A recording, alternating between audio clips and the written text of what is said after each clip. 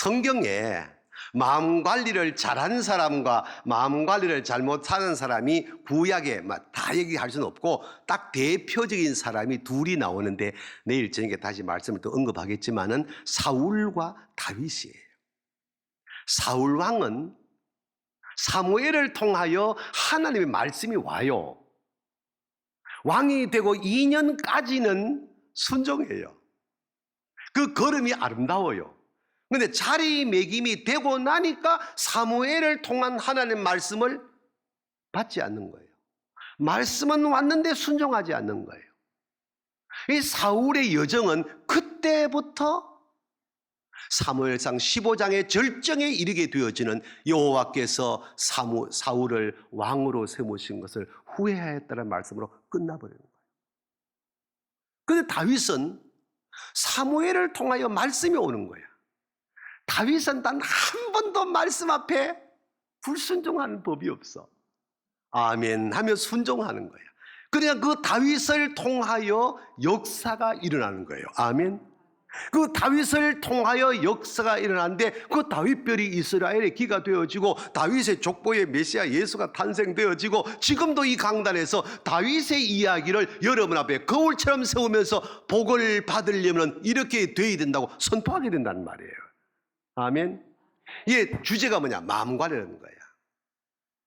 사무엘상 22장에 아주 주목할 사건이 하나 나오는데 사울이 다윗을 죽이려고 하잖아요. 다윗이 누구예요? 사울의 사위야. 그 사울이 다윗을 왜 그래 죽이려고 해? 백성들이 골리앗 전쟁 이겨 난 다음에 사울이 죽인 자는 천천히요, 다윗이 죽인 자는 만만히요 하고 다윗을 높이는 거야. 그래서 사울이 마음 관리가 안 되는 거야. 사위가 높여지면 할렐루야 이래야 되는데 아멘 좀 하소. 아니 사위가 칭송받으니까 열받은 거야. 열받으니까 내 강된상에 이 말 미안한데 내 사울의 마음으로 돌아가서 할게. 다윗을 보고 저 새끼만 없으면은 내가 백성들한테 칭송받을 텐데 라는 마음이 드는 거야. 누구나 그렇대. 근데 이때 사울이 마음 관리를 못한 거야. 못하니까 어떻게? 다윗을 죽이는 거야. 얼마나? 10년이 넘도록. 한 번은 3,000명 군사를 풀어가지고 다윗을 죽이려고 하지만은 하나님이 지키면 손 못 댑니다. 아멘. 누구도 손댈 수 없습니다. 10년 동안 다윗을 죽이려고 하지만은 하나님이 다윗을 붙들고 있는 거야. 결과 어떻게 돼요? 한 번은 놉당으로 피언을 한대 다윗이. 놉당의 제사장들과 주민들이 다윗 일행을 지극히 영접하는 거야. 그때 다윗을 영접하고 다윗을 도와주면은 사울에게 찍혀서 도살되는 거야. 죽는 거야. 근데 놉당의 제사장들과 주민들이 다윗이 피난길을 가는데 우리 마을로 온다는 얘기를 듣고 지극정성으로 섬기고 예물 드리고 먹을 것 드리고 살폈단 말이야. 요때 도액이라는 사람인데 어느 단체나 이런 사람 하나가 둘이 있대. 도액이 사울에게 신고를 하는 거야. 놉당의 제사장들이 다윗을 섬겼더라. 사울이 이 보고를 받고 열받은 거야. 당장 놉당의 제사장들을 전부 죽여버리라 그랬어. 근데 모든 백성들이, 신하들이 제사장을 손대면은 하나님을 손대는 건 똑같으니까 전부 두려워서 나서지를 아니하니까 사울이 도액을 보고 내 이름으로 명하노니 네가 이 일을 행하라 하여 도액이 가서 사울의 왕의 이름으로 85명 제사장을 죽이는 거예요. 처절한 일이 벌어지는 거예요. 이때 아히멜렉 제사장의 아들 아비아달이 겨우 도망을 해서 살아나가지고 어디가 다윗에게 가서 이 상황을 보고를 하는 거예요. 이때 다윗이 그 자리에 엎어져 통곡하며 내 탓이로다, 내 탓이로다, 내 탓이로다. 이게 다윗의 애티튜드, 마음 관리예요. 따라합시다. 내 탓이로다. 이 다윗의 고백한 이 마음 관리가 있는 가정이나 기업이나 공동체나 정치 현장은 백성들이 행복합니다. 그러나 너 탓이라고 하는 순간에 모든 것은 다 벌판이 되는 거예요. 어디 이뿐입니까? 사무엘상 17장에 다윗이 골리앗을 이기는 사건이 나오잖아. 이러면 다윗은, 백성들이 뭘 합니까? 다윗이 죽인 자는 만만이요 사울이 죽인 천천이면 다윗이 우쭐하고 포음 잡을 수 있는데, 어디를 찾아봐도, 원문을 찾아도 다윗이 어깨를, 목을, 마음을 높인 곳이 한 군데도 없어. 하나님이 하셨다는 거예요. 이 마음 관리가 되니까 잘 되어도 교만하지 아니하고 높은 자리 가도 교만하지 아니한다는 거예요. 어디 그뿐이에요? 사무엘상 22장 내려오게 되어져요. 다윗이 사울의 칼날을 피하여 도망을 가. 엔게디 골짜기에 숨었어. 맨날 피해 다니니까 숨어있는 동굴 안쪽에 숨어있는데, 사울이 거기에 다윗이 숨어있는 줄도 모르고 볼일 보러 들어왔어. 신하들이 사울을 죽일 절호의 기회입니다. 이거는 하나님의 뜻입니다. 옆에 우리 인사하자. 하나님의 뜻을 지멋대로 해석하지 말라. 아멘 좀 하소. 신하들이 다윗한테 이거는 하나님이 주신 기회입니다, 사울을 죽입시다 하니까, 그때 다윗이 한 말이 뭡니까? 여호와의 기름 부은 종을 내가 어찌 손을 대랴. 이거 중요한 얘기입니다. 그리고 볼일 보는 사울의 옷자락만 살짝 잘라가지고 있다가 사울이 나간 다음에 뒤따라가서, 왕이여, 아버지여, 왜 그렇게 나를 괴롭힙니까? 왜 그래 나를 죽이려고 합니까? 나를 왜 이렇게 힘들게 합니까? 하니까, 내가 왕을 죽일 수도 있었사오나 여호와의 기름 부은 종인데 내가 어떻게 하오리까? 이거 보십시오, 옷자락이 여기 있습니다. 사울이 따보니 정신이 번쩍 들거든. 아들아, 내가 잘못했다. 그러나 마음 관리가 영적으로 관리 안 되고 악한 영이 지배하면은 회개도 가짜 회개가 되는 거예요.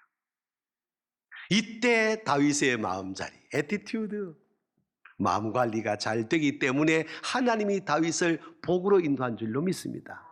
사무엘하 16장, 아들 압살롬이 배반하여 감람산을 향하여 기드론 시냇가를 죄인된 모습으로 머리 풀어 다 얼굴 가리고 신발도 미처 신지 못하고 엉엉 울면서 직원들과 도망을 가는 거야.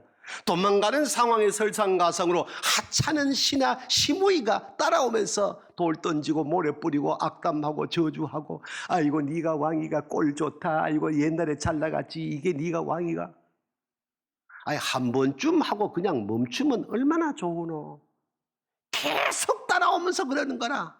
다윗은 이걸 들었는지 못 들었는지 그냥 계속 울고 가는 거야. 수비대장 아비새 장군이 다윗을 호위하고 가면서 똑같이 말 듣잖아.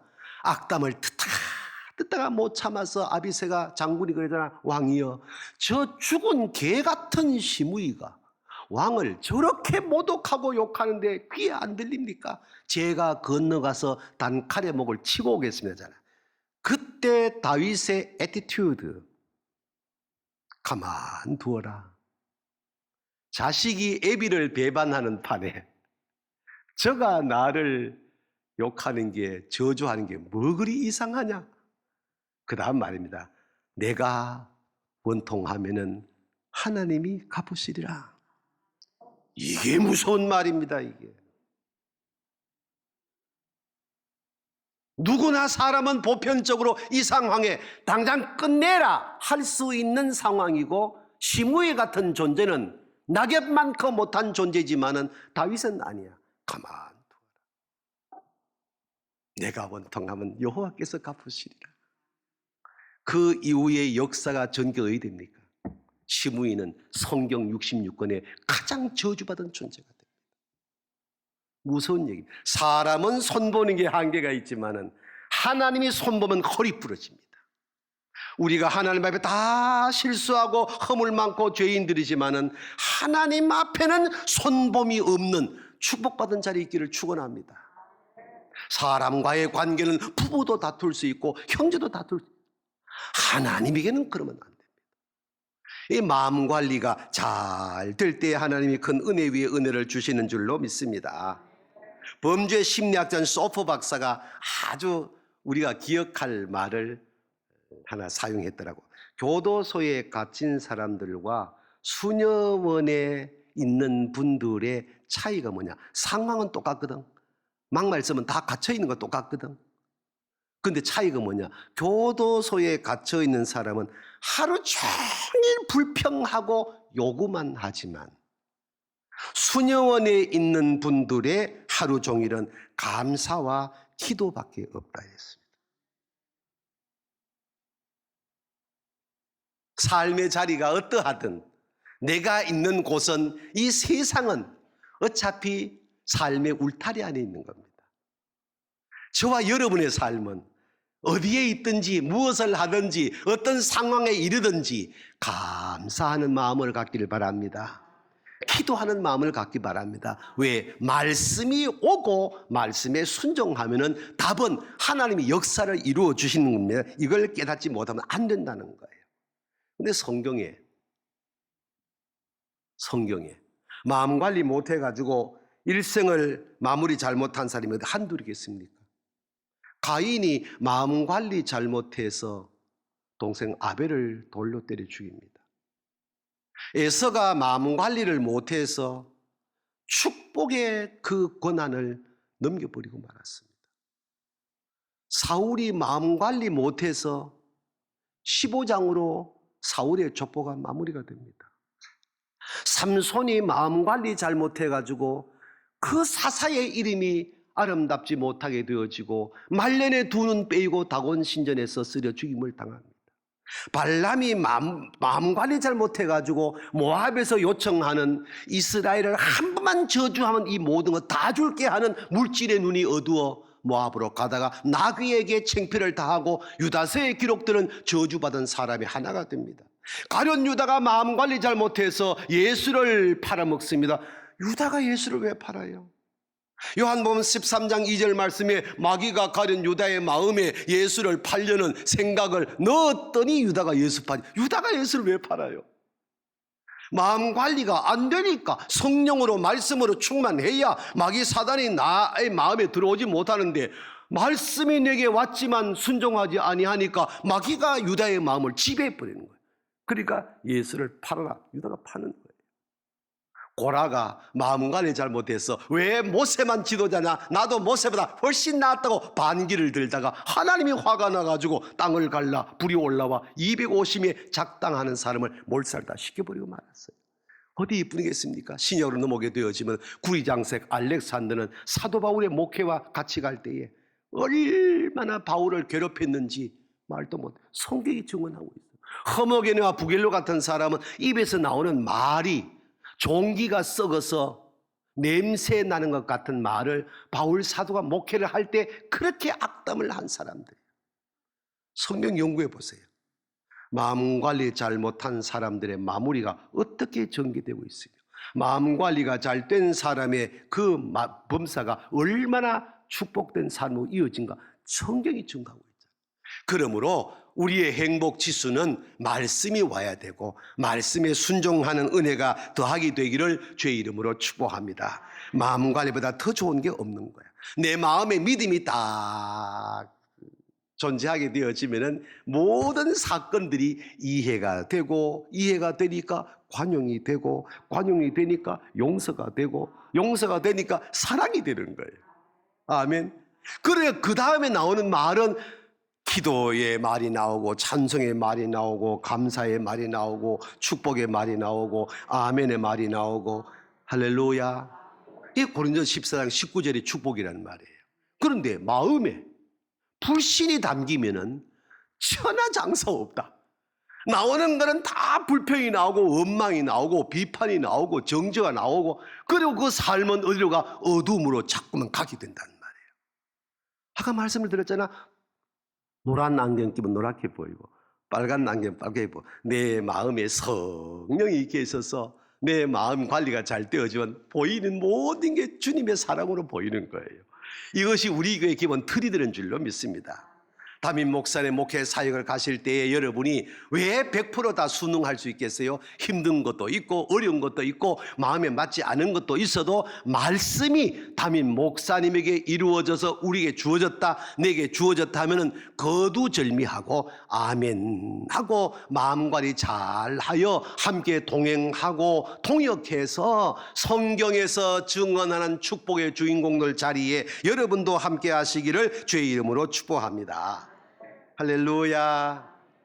열왕기상 18장 19장 얘기를 정리할게. 18장은 엘리야가 바알과 아세라 선지자 850명과 기도 대결하여 여호와가 하나님이냐 바알이 하느냐 대결하여 누가 이겼대? 엘리야가 이겼죠? 모르나? 이겼어. 자, 껑충 뛰어넘어가서 지금 엘리야의 위치는 자리매김은 천상천하의 일인자야. 왜? 엘리야의 기도로 바알과 아세라 선지자 850을 이기고 도륙을 다 해버렸단 말이야. 아하방도 꼼짝 못하는 거야. 그리고 19장을 넘어오거든. 19장에 딱 오니까 앞도 뒤도 없이 이세벨의 조언을 받은 아합이 정신을 돌아가지고 엘리야를 죽이려고 뒤쫓아오는 거야. 엘리야가 도망을 가고 가다 로뎀나무 앞에 쓰러져서 갈 데가 없어. 지쳐 죽기 일보 직전인데 홀리터치 여호와의 사자가 임재하셔서 어루만지는 거야.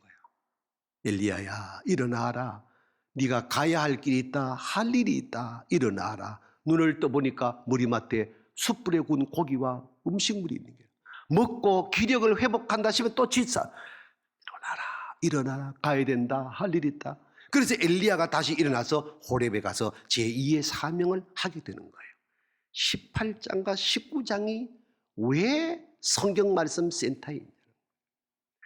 저와 여러분이 오늘을 살아가는 삶의 내용을 미리 하나님은 열왕기상 18장과 19장을 통하여 보여주신 줄로 믿으시길 바랍니다. 누구나 18장의 엘리야의 자리에 이를 때가 있습니다. 그럴 때 엘리야가 내가라는 것이 몸 전체에 굳어버립니다. 그런데 하나님은 네가 아니다, 내가 한 것이다라는 것을 역사에 남기기 위하여 19장에서 엘리야를 기억하시기 바랍니다. 18장과 19장의 교훈은 무서운 교훈이에요. 여러분도 저도 우리 교회도 앞으로 엄청난 복을 받을 줄로 믿습니다. 우리 교회는 지금요, 이 코로나 시대에 이렇게 예배가 진행되는 교회, 1년 내내 전국교회를 다니지만 이렇게 아름답게 예배가 진행되는 교회가 많지 않습니다. 정말입니다. 앞으로 우리 교회는 코로나 끝나면은 역사가 일어날 줄로 믿습니다. 엄청 들어와도 복받고 나가도 복받고 정말 우리 아이들이 다음 세대에 꿈을 꾸고 그 꿈을 성취하는 교회 될 줄로 믿습니다. 저는 본 환상이 있어요. 이것이 우리 교회 기본 틀입니다. 이러할 때에 열왕기상 18장과 19장을 잊으면 안 돼. 내가 했다 아니야, 하나님이 하시는 거야. 내가 이렇게 하여 아니야, 하나님이 하시는 거야. 이걸 잊어버리면 안 된다는 것을 열왕기상 18장과 19장을 통해서 그림처럼 보여준 거예요. 하나만 더, 여호수아 6장 여리고 성이 무너져. 그야말로 장관 같은 일이 벌어진 거예요. 근데 여호수아 7장에 뭐가 나타납니까? 아이성 사건이 이어져. 6장에서는 난공불락의 여리고 성을 무너뜨렸어. 그리고 7장 넘어오니까 여리고 성과는 비교가 안 되는 조그만 아이성이 있어. 백성들이 여호수아에게 뭘 합니까? 여리고 성도 무너뜨렸는데 저까진 아이성은 우리 다 올라갈 거 없습니다. 2,3,000명만 올라가도 됩니다 이러잖아. 여호수아가 깜빡해버린 거야. 6장의 사건은 하나님이 하신 건데, 아멘. 계산하여 저 작은 성은 3,000명만 올려, 그 3,000명만 군사 올려보내서 36명이 죽고 대패해버리고 말았어. 6장과 7장을 잊으면 안 돼.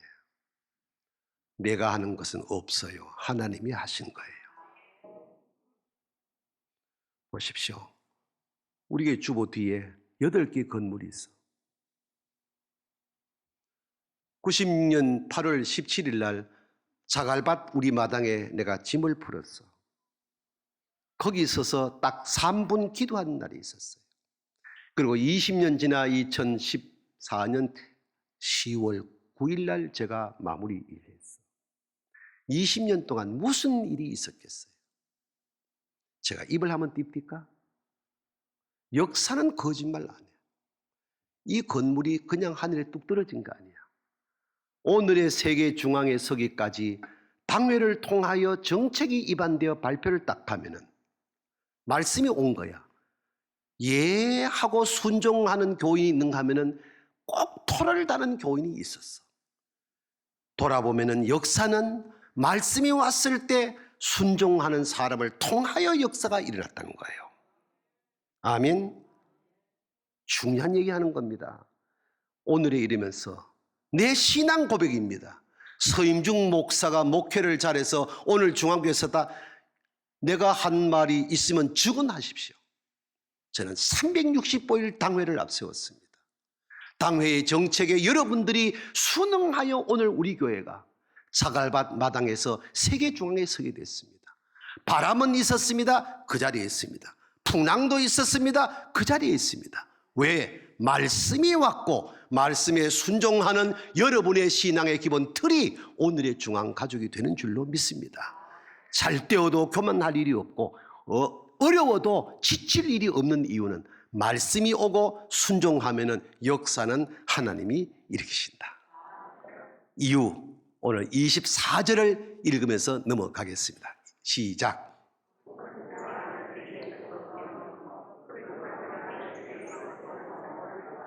아멘. 1년 내내 전국을 다니지만 어디든지 말이 교회를 세우기도 하고 교회를 무너뜨리기도 하는 거예요. 우리 교회의 강점은 입을 잘 관리해야 돼. 입 관리가 어디서 나와? 마음에서 오는 거예요. 입을 잘 관리해서 비뚤어진 말 하지 않기를 축복합니다. 25절 시작.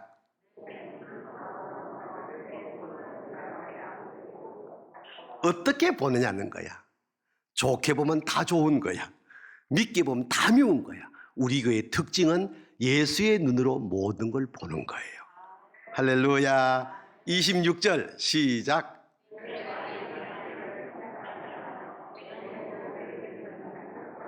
시편 1편 1절 복 있는 사람은 악인의 꾀를 따라가지 아니하며 죄인의 길에 서지 아니하고 오만한 자리에 앉지 않는다. 가는 발이 축복의 발걸음이냐 저주의 발걸음이냐 흥한 발걸음이냐 몰락의 발걸음이냐 누구도 아니라 내가 그렇다는 거야.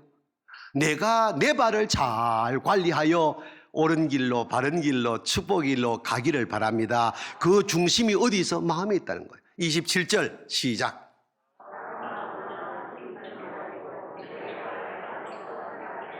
어떤 바람이 불어도 어떤 어려운 문제가 와도 좌우로나 우로나 치우치지 아니하는 중심이 어디 있냐? 결론 23절 시작.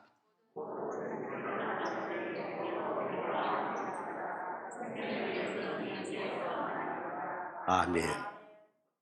부디 내 언제 살아가지고 다시 오는 날 되거들랑 이걸 다시 확인하겠지만은 부디 마음 관리 잘 하셔서 축복의 날들을 엮으시기를 주의 이름으로 축원합니다.